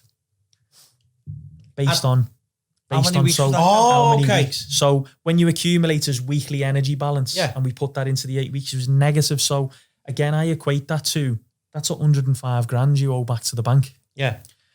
What the body does and again, this is all theory now. There's not a huge deal of theory in and around this. What the body does is the body basically goes, you got to pay that back to the bank. Does it? I need you to get that back to the bank. Tax so man. What happens? Calorie tax man. Yeah. So you get to the end of camp. What does everybody do? Boom, boom, boom, boom, boom, boom. And we uncontrollably, don't, again, uncontrollably. We don't know this for sure. So what I did in this lad was I did psychological assessments with him. I did metabolic assessments and I measured all this stuff. So what basically happened in this week was like, he was eating, I think like 11,500 to 12,000 calories per week. Yeah. And then in fight week, he was eating about 3,500 because we drop it to try and help them make weight acutely. And then in 1 week, he went from that to eating 35,000 calories when we let him loose. In 1 day, I think he ate... That's 5,000 a day, isn't it? Yeah, on average, yeah. In 1 day, I think he ate close to 10,000 calories. Wow. Or something crazy. So there's been a lot of research, again, in like obesity and that. And a lot of people say, well, it's psychologically regulated. You know, you're not controlling yourself. And I was speaking to him and we were doing all these psychological stuff. And he went, I've got to tell you something. And he went, I don't know if it's important. I was like, yeah, no, go on, tell me. He went, I was sat down, I was watching the soaps with my missus. He said, I had the half-eaten Mars bar in my hand. I was like, yeah. And he went, I don't remember getting it. I was like, what do you mean you don't remember getting it? And he was like, he said, I don't remember going in the fridge. He said, I don't remember opening it. He said, I don't remember even eating half of it. He said, it was just there. He said, I was just eating it. And I was like, so a little bit like you were on autopilot. And he was like, yeah. He said, just like, and when we were doing the assessments, and because I was saying to him, I was like, how come you're eating so much? And he went, I don't know. He went, even like in my own mind, when I'm telling myself, well, don't eat that or don't do that. He was like, I was just eating and eating. He was like, it was like something was just telling me, you know, seek this out. Do you know what I mean? So yeah, it's a condition called rebound hyperphagia. Hyperphagia is a Greek word for eat, basically. So eating more. And there was a study done back in, I was talking to Jazz about this. There was a study done back in World War II called the Minnesota Starvation Experiment, where over in the States, we'd never ever get the this is the other reason why we don't know a lot, because we'd never get ethics to do this. You have to have ethics to do studies, and it's only during periods of world wars that you get the ethics to do the type of studies that you need to do. But they got 32 conscientious objectors who weren't fighting in the war, They starved them for 6 months, basically because during the war, there was ration, famine, concentration camps, and they were trying to figure out how to refeed people, you know, like safely.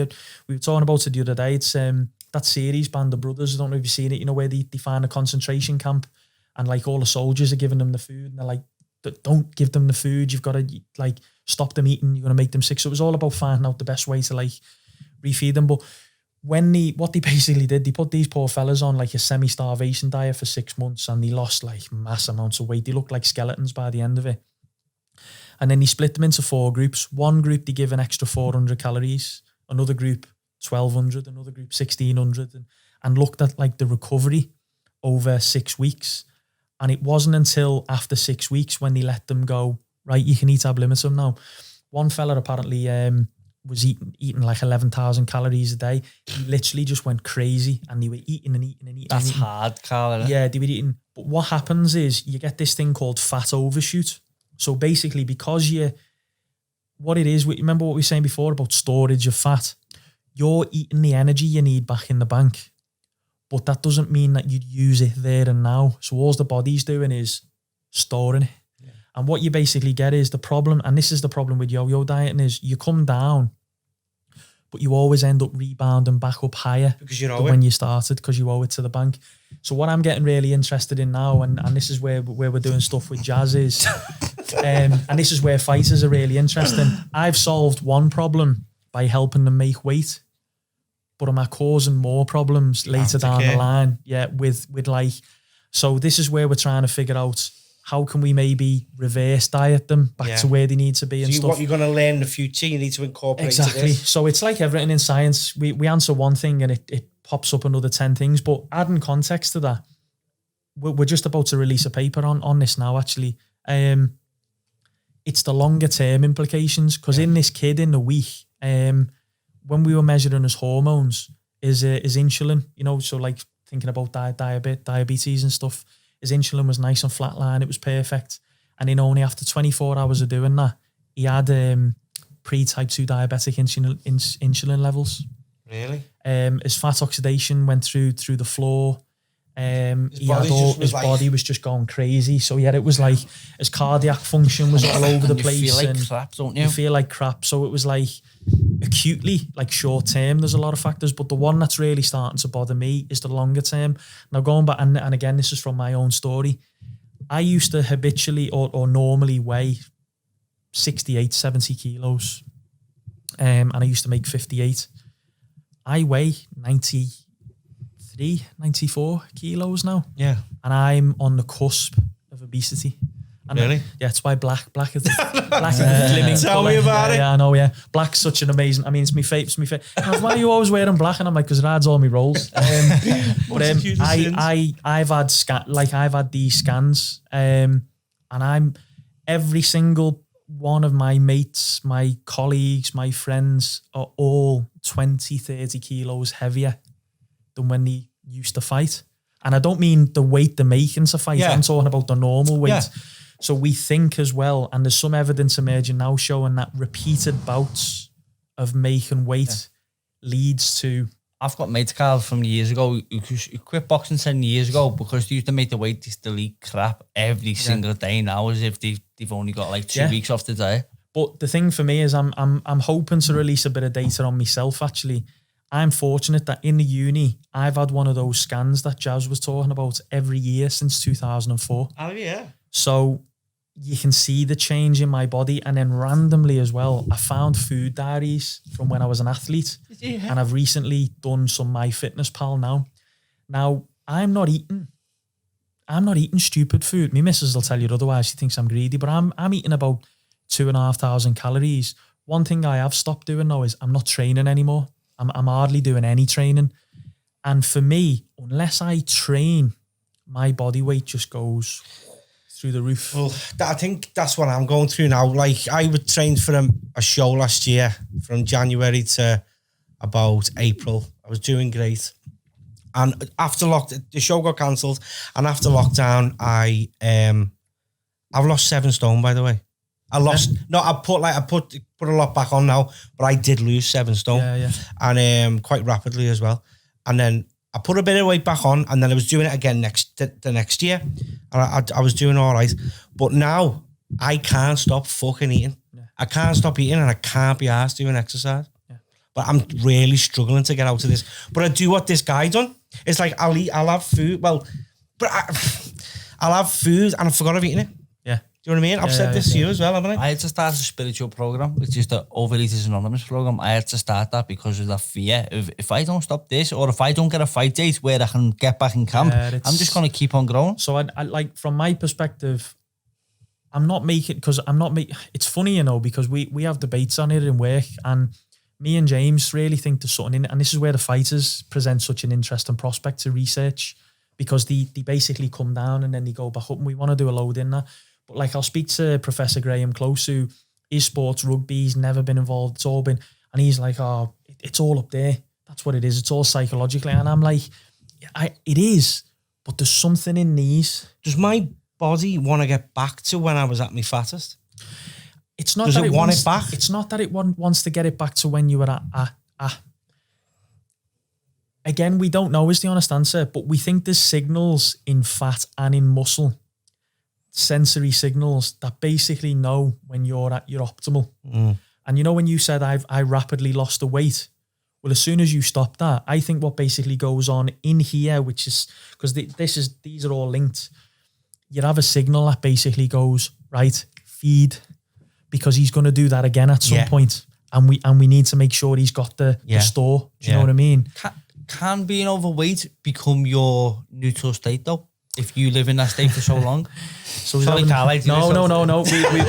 We were having this discussion the other day in work. We don't know. There's a couple of schools of thought. They're legitimately theories. There's one called set point theory, where basically evidence suggests that you're at a set point in your body mass, and your body knows that for you, for each one of us, there's an optimal body weight. And if you go down, it'll try and bring you back up. And if you go up, it'll try and bring you back down. There's like an optimal. The problem with that is when you look at the fighter data, that doesn't really support it, because if that was true, what should happen is if you come down, you should just go back to where you were, but you don't, you're overshoot. Do you know what I mean? But you'll always come back down though, don't you? Yeah, not just retire and then fighters. you do come back down. But then there's another theory called settling point theory, where basically you're at this point now, and then if you go down, it'll reset there, and then if you go down, it'll reset there, and it'll move. But again, there's problems with that as well. So I know I'm fobbing you off classical scientist answer. There's a lot of this stuff we just don't know. We really don't know. If you could be comfortable in an overweight position, does that mean that these rules will be governed by your mental your mental comfort? There's a lot of factors, because you've got the psychophysiological, but you've got the psychosocial. You've got a whole range of different things, to be honest. Like a lot of it is I mean, again, it sounds terrible. There are a lot of things around it, Jazz. I'd say your environment. Like, it sounds terrible for me now. I'm overweight. I'm carrying a lot. My missus is pregnant. The kids are at home. I'm working stupid hours. And it sounds really terrible to say, but my missus is not bothered at what state I'm in. So I'm almost like giving myself the perfect. So I've got the perfect societal excuse to just go, meh, I'm not bothered. Do you know what I mean? I'm like, people in work always take the mick, and I always say, I'm in retirement. You know, and it's like, I'm just creating excuses. I probably should get back to exercise, but it's like, I'm not being given any impetus or any reason to. Do you know what I mean? Yeah. Whereas for those who do have a reason, whether it be fighters or whether it be the thing that tends to spare people is either health, you know. So maybe for me, again, at the minute for me, I'm not like unhealthy though with it. I think I'm at a point where I'm like, I don't look good, but I'm healthy. Yeah. For me, probably the spare would be I'm not healthy. You know, the doctor's going, your bloods are not great, and you're this and that and the other. The one that is starting to annoy me a little bit though was I ran for the bus the other day and I couldn't catch it. It was absolutely bollocks. I was like, I'm not having that. I need to start training again. But it's like, so I haven't really got any like health impetus. I haven't got any social impetus. I haven't got, you know, it's like I'm not single and trying to impress. No reason, not going on holiday and I'm like, oh, I want to look in a good shape because I want to try and impress. You know, I'm like, I'm not bothered. You know what I mean? It's like, even like it was funny. We all went to it. We all went away on a trip to Vegas before all this madness with COVID. And like all the lads who went away with, they all got in great shape and all got ripped and stuff. And do you know what? Again, I just couldn't be arsed. I was like, I can't be bothered. So I thought, I'm just going to be the fat kid with the Hawaiian shirt. I'm not even bothered. You know what I mean? Yeah, just wait. I know how to lose it. So just wait your Olympic gold medal. I haven't lost it, but you know what? I know how to lose it. So it's like you need that. There's a lot. It's so multifactorial. Yeah. You need the right environment. You need the right support. But then there's also the physiological, psychological side of it as well, in terms of, you know, like we were saying, why is that kid eating that Mars bar and not knowing about it? Yeah. Is that being controlled upstairs? Is it being controlled Program by, I work you know what I is mean? threefold: spiritual, mental, and physical. You know, so no, and this is where working with the fighters, this is kind of my real area of interest at the minute. It's like the fighters present, because they're very healthy, fit, athletic subjects that are probably doing what general people do in terms of yo-yo dieting, so we can learn a lot about that. But we can help fighters to make weight. But what typically happens as well is you work with a fighter, you make weight, they stand on the scales, and that's where your job ends. They're like, yep, thanks for that, cheers. And you're like, you know what, we probably need to be working with you afterwards a little bit as well. And this is what we're doing now, isn't it? Yep. For your next camp and stuff. And it's so no, I'm just loving it. Yeah. Rag-ass kid from Walton Village who is trying to answer big questions and working with some of the best athletes. Boss Carl, it's do great. you know what? I have absolutely loved this. It's great to see so much goodness that we've got going on in the city, Carl. We don't highlight it enough. There's so much goodness going on. Yeah, no, I mean, and that's it with me. It's like I get to work with like you and, you know, some amazing people in the city. It's just like, and that's where, like, you know, people say to me, I'm fortunate enough what I do happens to be one of the best places on the doorstep, but you know, I've had job offers to go away and stuff like that. I love Liverpool. Yeah. I don't want to leave Liverpool. You know what I mean? It was like, I think it'd be hard to leave even if it wasn't the best. Do you know what I mean? And like you say, it's you've got a lot of great athletes here, haven't you? So you know, it's just blessed. Before we do wrap it up, Carl, so much we haven't covered today. I'm sure people be asking for a part 2. You know, people who are into this type of stuff. What's going on in the future? What have you got planned? Yeah, so at the minute I'm doing, like I say, I work for, so my postdoc is actually supported and funded by a nutrition company called Science in Sport.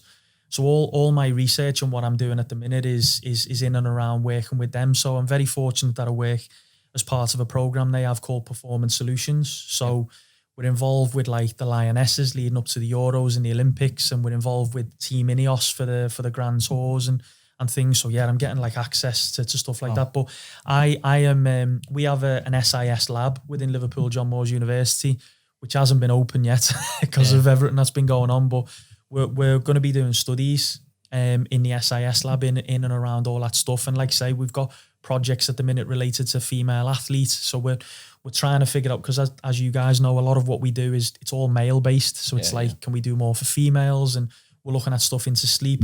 One that you probably be interested in. We're getting really interested in this area of like nootropics. So we're getting really interested. So cognitive function. So we're getting really interested in and around that. There's certain supplements that are used to enhance cognitive function. So loads of different stuff. And then from a I suppose a combat sport perspective, getting a young man called James Dickens to win the world title in featherweight, the IBF world featherweight title in a few months' time or a few weeks' time. And then I'm linking up back up with Molly again. She's just been out and won again. Talking about ambassador for City, she just won gold in a big comp out in Spain. So shout out Molly McCann. Big shout out to Meatball Molly McCann. So yeah, linking up with her. And then I've got another fighter at the minute who weighs in tomorrow. Actually, a really good young fighter, Dennis McCann, who was up obviously a couple of weeks ago. McCann. Yeah, Dennis the Menace.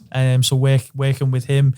And then big shout out to Paul Reed with Vortex. We've just had 6 fighters who fought on the Cage Warriors trilogy bill last weekend, and they did really well and stuff. So mate, loads going on. Like I'm one of these lucky people who right place, right time, but with a bit of a right attitude, and now I just get paid to do stuff that I love.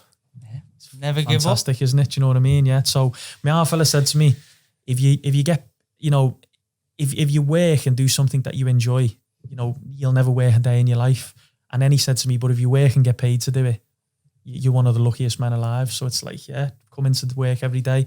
And then other than that, I've got a little boy due in 2 weeks. Have you? Yeah, little boy. What are you doing here? I know, mate. I know. Yeah. So yeah, shout out Chloe Doyle. Chloe. Yeah, I know. She's gonna kill me for that.